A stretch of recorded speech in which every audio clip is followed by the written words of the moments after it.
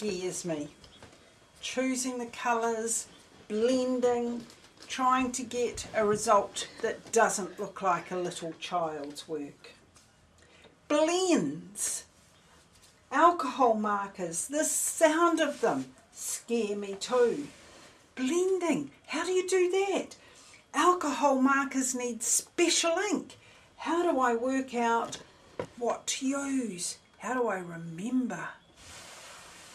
Stained glass windows, on the other hand, I love them, and I have wanted for a long time to include similar ideas into my card making. And now Stampin' Up! Have made it possible. Achieving the almost impossible, they've got me loving colouring with my blends. This DSP, this is just one of the sheets that comes in the pack. It's called Stained Glass, and it all comes like this, ready to be coloured, and you can colour it to suit yourself. Have I got that? That's the right way round. You can colour it to suit yourself. So this is one example, and here is another example where I got even braver with the colouring, choosing the colours. So I'm going to split this into 3 videos. The first, I'm going to talk about colouring your DSP with the blends.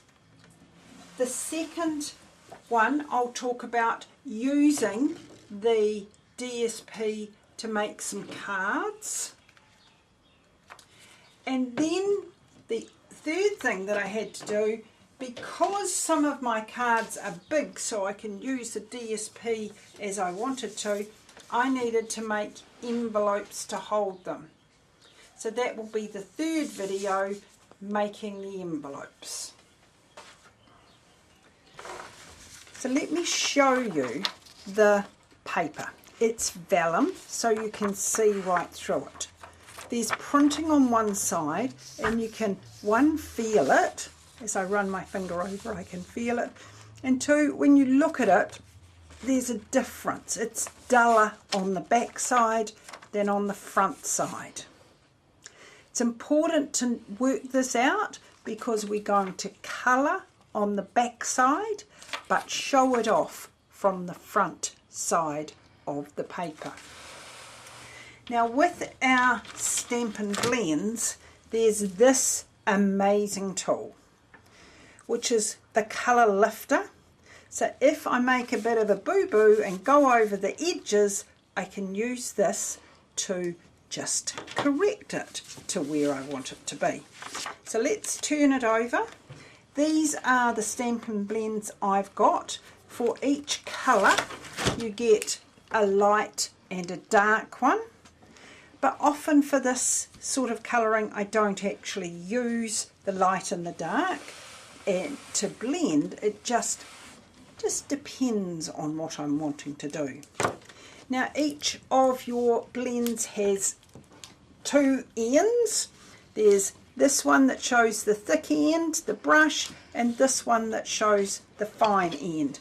And it is important to put your lids on carefully because they are alcohol markers and they will dry up. And you can see that it shows through. This is the side that will go on the front of the card.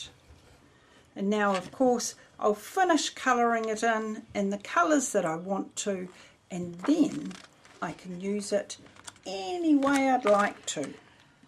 And that will be the subject of video number 2 in this series. And this is an example of that pattern of paper, and I've cut it up into squares and used it in a box, and I've got a battery powered tea light in there. Okay, battery powered tea light that I've got lit up in there. Oh, and stand it up straight. And so this is one of the things that I have wanted to do with my stained glass paper is to make a tea light box that will just look lovely sitting decorating my lounge.